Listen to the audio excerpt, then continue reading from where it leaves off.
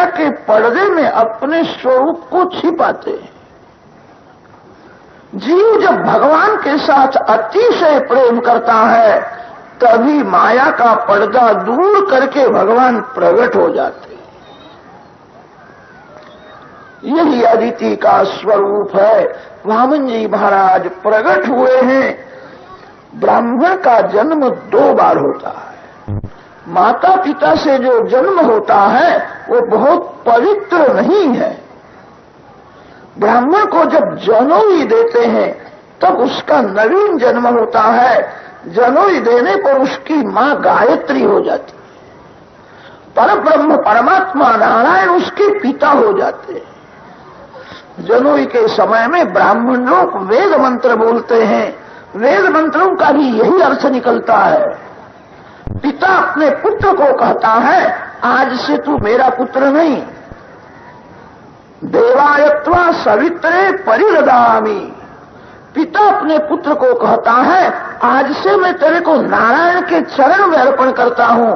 परब्रह्म नारायण तेरे पिता है और मात गायत्री तेरी मां है। जनोई देने के बाद माता पिता बदल जाते हैं।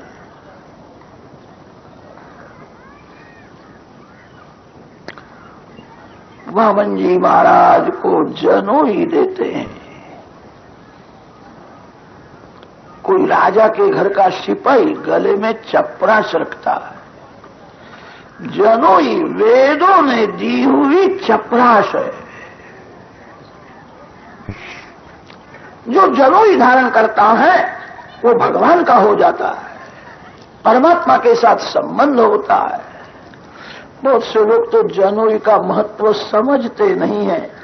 उनको ऐसा लगता है चाबी रखने के लिए रस्सी बड़ी अच्छी है, जनोई में चाबी रखने लगे। जो जनोई में चाबी रखता है उसको बड़ा भारी पाप लगता है। जनोई के एक एक धागे में एक एक देव की स्थापना की जाती है। जनोई कैसी बनानी चाहिए वेदों में वर्णन है। जनोई बनाते हैं ब्रह्मा जी। जनोई के धागे को त्रिगुणित करते हैं विष्णु भगवान। जनोई में गांठ शिवजी महाराज देते हैं। जनोई का अभिमंत्रण गायत्री से होता है। एक एक धागे में एक एक देव की स्थापना है। ओंकारं प्रथम तन्तौ न्यसामि अग्निं द्वितीय तन्तौ न्यसामि नागांश तृतीय तन्तौ न्यसामि।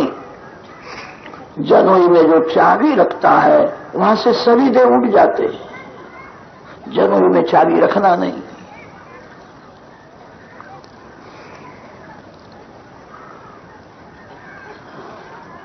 सूर्य नारायण भगवान ने वामन जी को गायत्री मंत्र का उपदेश दिया। बृहस्पति वामन जी महाराज को ब्रह्मचारी के धर्म समझाते हैं। बेटा आज से तू ब्रह्मचारी हो गया। दिवस में 3 बार संध्या करनी चाहिए। सन्यासी महात्मा 4 बार संध्या करते हैं। ब्राह्मण 3 बार संध्या करते हैं। प्रातः संध्या, मध्याह्न संध्या और सायं संध्या। सन्यासी महात्मा मध्य रात्रि में जब श्री कृष्ण भगवान प्रकट हुए हैं मध्य रात्रि के समय में चतुर्थी संध्या करते हैं।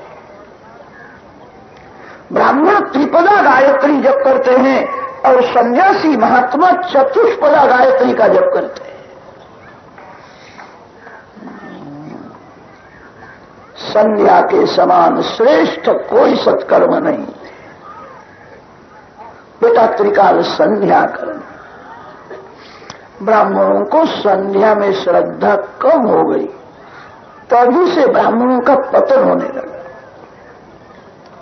मनु महाराज ने ब्राह्मण के धर्म बहुत बताए हैं। मनु महाराज को ऐसा हुआ कलयुग में इस सब धर्म का पालन करना बड़ा कठिन होगा, अशक्य हो जाएगा। मनु महाराज की आज्ञा है त्रिकाल संध्या करे। कुर्याद अन्यं नवा कुर्यान मैत्रो ब्राह्मण उच्यते। दिवस में 3 बार संध्या करो। जो संध्या करता है उसकी बुद्धि बिगड़ती नहीं है। जो संध्या करता है उसको भीख मांगने का प्रसंग नहीं आता है। त्रिकाल संध्या करने वाले की चिंता सूर्य नारायण को होती है।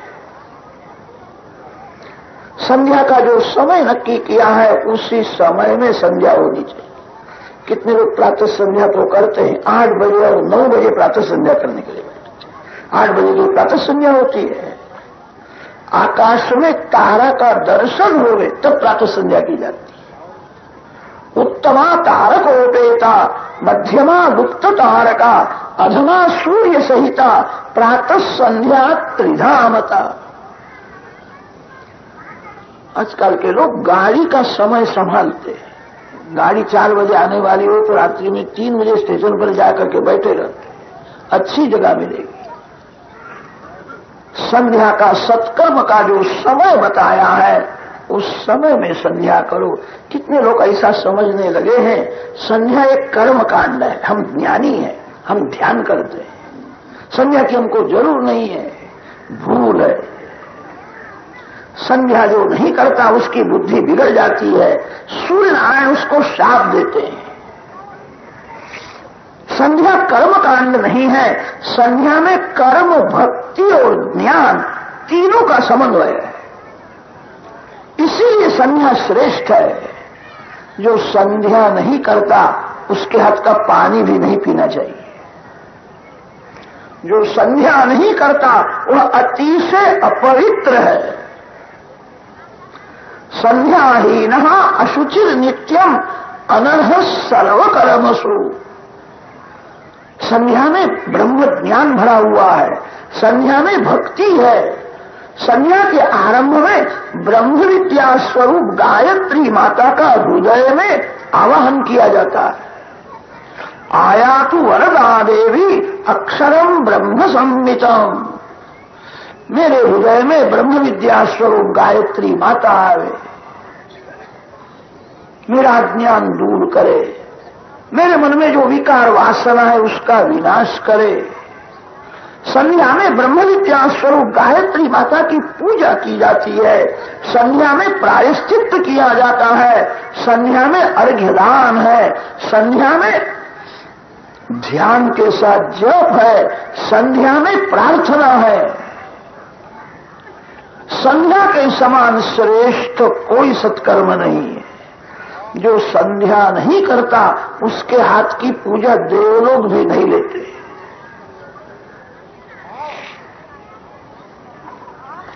बेटा संध्या, प्रातः संध्या करने से रात्रि में कोई पाप हुआ हो तो उसका विनाश हो जाता है। सायं संध्या करने से दिवस में कोई पाप हुआ हो तो उसका विनाश हो जाता है। और मध्याह्न संध्या करने से अन्न में, जल में जो पाप आया है उसका विनाश हो जाता है। अन्न में, जल में पाप आता है।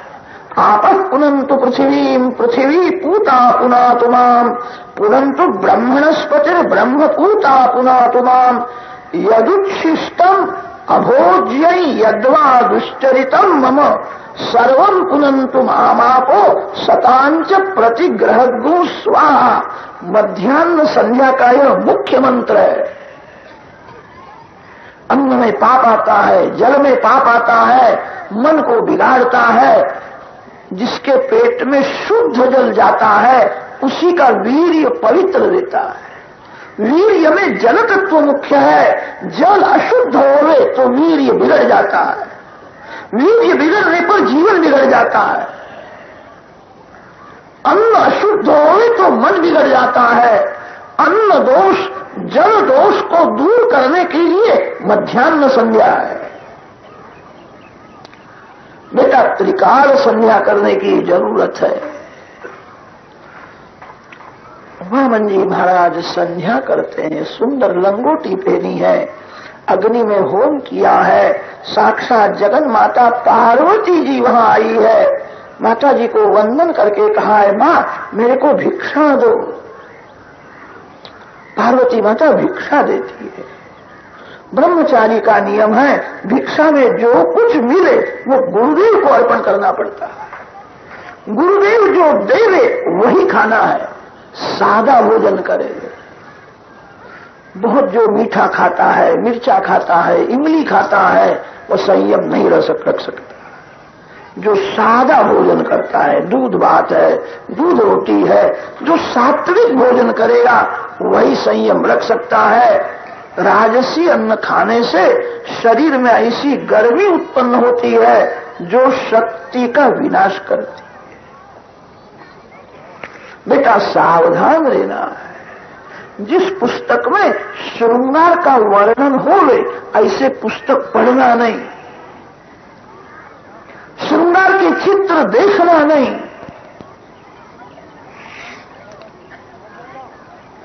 बेटा कोई स्त्री के साथ एकांत में रहना नहीं। कदाच किसी स्त्री के साथ बोलने का प्रसंग आवे तो स्त्री के चरण में नजर रखनी चाहिए। स्त्री में मातृभाव रखो।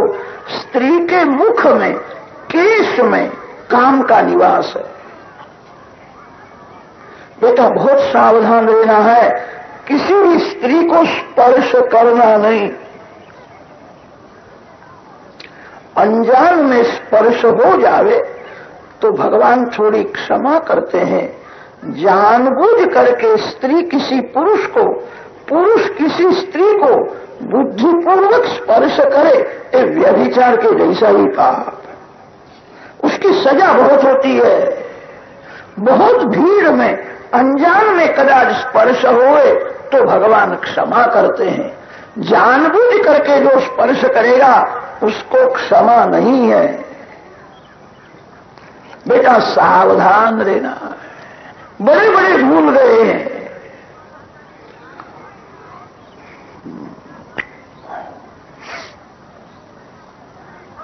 रामायण में कथा आती है।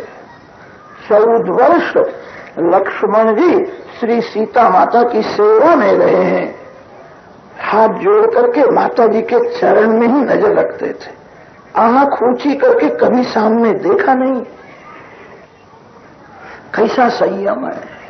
एक बार रामचंद्र जी ने लक्ष्मण की परीक्षा की थी। लक्ष्मण, ये तेरे भाभी के गले का चंद्रहार है, तुमने देखा होगा। लक्ष्मण जी ने कहा मैंने कभी देखा नहीं। लक्ष्मण, ये तेरे भाभी के हाथ की बंगड़ी है, बंगड़ी तो तुमने देखी होगी। मैंने नहीं देखी। लक्ष्मण, तुमने कुछ भी नहीं देखा। लक्ष्मण जी ने कहा है भाभी के चरण में मैं वंदन करता था, वंदन के समय में चरण के नूपुर मैंने देखे हैं, आंख ऊंची करके कभी सामने देखा नहीं। कैसा संयम का आदर्श है। जो इंद्रिय जीत है वो इंद्र राजा से भी बड़ा है। संपत्ति से थोड़ा सुख मिलता है, संयम से बहुत सुख मिलता है। जो इंद्रिय जीत है वही इंद्रजीत को मार सकता है। रामायण में तो रामचंद्र जी ऐसा बोले हैं, रावण को मारना कठिन नहीं है, इंद्रजीत को मारना कठिन है। इंद्रजीत मर जावे तो रावण मरने वाला ही है। इंद्रजीत मोह का स्वरूप है। मोह से काम जीवित रहता है। मोह जब मर जाता है तो काम अनायास से मर जाता है। लक्ष्मण जी महाराज इंद्रिय जीत है। कैसा संयम है। संयम से बहुत सुख मिलते हैं। एक साधु महाराज कहते थे भारत की दशा कब से बिगड़ने लगी। भारत के लोग सिनेमा देखने लगे, बाजार का खाने लगे, तभी से भारत की दशा बिगड़ गई। सिनेमा वाले को तो पैसा ही कमाना है। ऐसे खराब श्रृंगार के चित्र बताते हैं जो देखने वाले का जीवन को बिगाड़ देते हैं। मन में खराब चित्र आ जावे तो मन में से वो चित्र जल्दी नहीं निकलते हैं। भक्ति का अर्थ यह होता है भगवान का स्वरूप हृदय में स्थिर करना भक्ति है। संसार के चित्रों को मन में से निकालना ही होगा।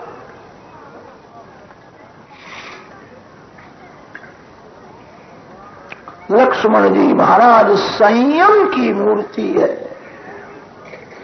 बेटा, प्रत्येक इंद्रिय का संयम रखना। वामन जी महाराज को समझाया है। बृहस्पति ने वामन जी को कहा है, बेटा मेरा परिवार बहुत बड़ा है, तू भिक्षा कम लेकर के आया है, ज्यादा भिक्षा की जरूरत है। तो वामन जी ने कहा, मेरे को कोई बड़ा जजमान बताओ तो मैं ज्यादा भिक्षा ले आऊं। अरे बड़ा जजमान तो नर्मदा जी के किनारे बलि महाराज अश्वमेध यज्ञ करते हैं, बड़े उदार है, बहुत दान देते हैं, वहां जाओ। वामन जी महाराज का प्रागट्य बिहार में हुआ है। बिहार में गंगा किनारे बक्सर है। वामन जी महाराज का आज भी वहां मंदिर है। भाद्रपद शुद्ध द्वादशी के दिन बहुत बड़ा भारी मेला होता है। देश देश में से संत महात्मा आते हैं, वामन जी महाराज का दर्शन करते हैं। वामन जी महाराज बिहार में प्रकट हुए हैं। वामन जी महाराज वहां से गुजरात में गए। गुजरात में नर्मदा जी के किनारे आयास्तट उत्तरे बले यरुत्विजस्ते भृगुकच्छ संज्ञके प्रवर्तयन्तो भृगवः क्रतुत्तमम् व्यचक्षतारादुदितम् यथा रविम्। लंगोटी के बिना दूसरा कोई वस्त्र नहीं है। हाथ में कमंडल है, चरण में पादुका है। वामन जी महाराज धीरे धीरे चलते हैं। भाग्यशाली वह है जिसकी लंगोटी अति शुद्ध है, वही भाग्यशाली है। भाग्यशाली वह है जो परमात्मा के साथ खेलता है। भाग्यशाली वह है जो भगवान के नाम में तन्मय रहता है। मलमूत्र से भरे हुए शरीर के साथ खेलने में जो सुख समझता है वह अभागा है। पशु पक्षी भी शरीर के साथ खेलते हैं। भाग्यशाली वह है जो परमात्मा के साथ खेलता है। कौपीनवन्तः खलु भाग्यवन्तः भिक्षान्न मात्रेण च पुष्टिवन्तः पंचाक्षरम पावनमुच्चरन्तः निरंतरम ब्रह्मण्ये रमन्तः। जो भगवान के साथ खेलता है, जो भगवान के नाम में तन्मय रहता है, वही भाग्यशाली है। जिसकी लंगोटी अति शुद्ध है वही भाग्यशाली है। लंगोटी के बिना दूसरा कोई वस्त्र नहीं है। हाथ में कमंडल है। धीरे धीरे वामन जी महाराज चलते हैं। ब्रह्म तेज आंख में रहता है। जिसका दर्शन करने पर मन शुद्ध होए, समझना वह ब्रह्म तेज है। जिसका दर्शन करने पर भगवान याद आवे, जिसका दर्शन करने पर सत्कर्म की प्रेरणा मिले, ब्रह्म तेज आंख में होता है। वामन जी महाराज धीरे धीरे चलते हैं। मार्ग में जिसको दर्शन होता है सभी वंदन करते हैं। परिचय बिना जिसको वंदन करने की भावना होवे, समझना वह ब्रह्म तेज है। कोई परिचय देवे फिर हाथ जोड़े ठीक है। मार्ग में सभी लोग वंदन करते हैं। अनेक देशों को पवित्र करते हुए वामन जी महाराज नर्मदा जी के किनारे आए हैं। बड़ा भारी मंडप है। मंडप में भार्गव ब्राह्मण विराजमान है। वेद मंत्र बोल करके अग्नि में आहुति देते, स्वाहा स्वाहा बोलते हैं। धीरे धीरे वामन जी महाराज आते हैं। दिव्य तेज है। सभी देखने लगे, ये कौन आता है? ये सूर्य नारायण तो ऊपर से नीचे उतरे नहीं है। ऐसा तेज हमने कहीं देखा नहीं है। ना सूर्य नारायण नहीं है, ये छोटा सा कोई ब्रह्मचारी है। हाथ में कमंडल है। लंगोटी के बिना दूसरा कोई वस्त्र नहीं है। ब्राह्मण बोलते हैं, उसी समय वामन जी महाराज ने यज्ञ मंडप में प्रवेश किया है। बड़े बड़े ऋषि खड़े हुए। श्री वामन जी महाराज। ब्राह्मणों में ब्रह्म तेज को मान मिलता है। ब्राह्मण भले दरिद्री होवे, गरीब होवे, तो क्या हुआ?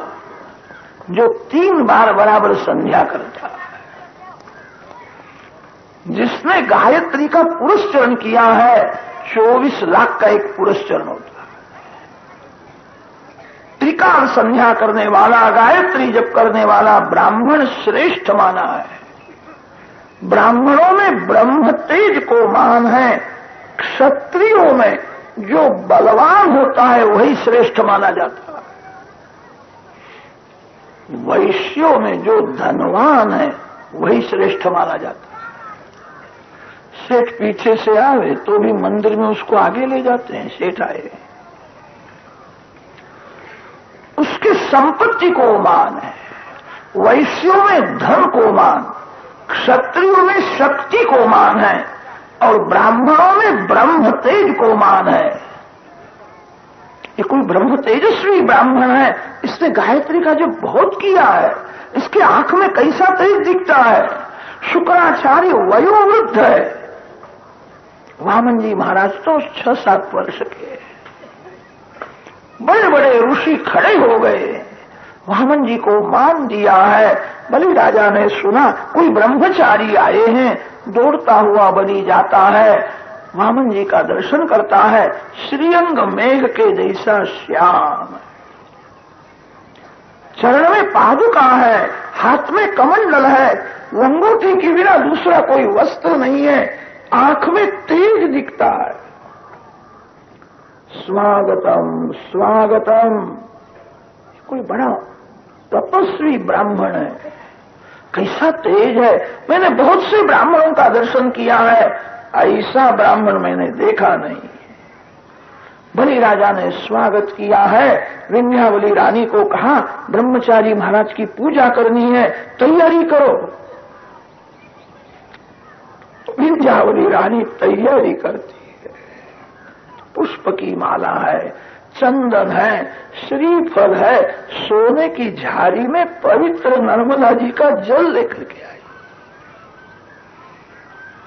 अनेक सखियां साथ में आई है। सुना है कोई बड़ा तपस्वी ब्रह्मचारी आया है।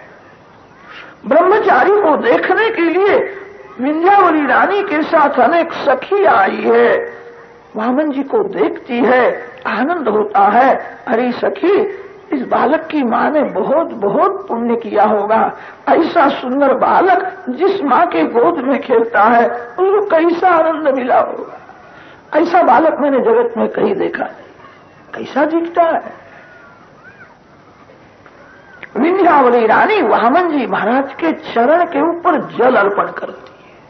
बलि महाराज धीरे धीरे चरण की सेवा करते हैं। चरण में कमल का चिन्ह दिखता है, स्वस्तिक का चिन्ह दिखता है। चरण के नख तो रत्न के जैसे चमकते हैं। नख में बलि राजा को अपना मुख दिखता है। कैसे नख है ये कोई साधारण नहीं है।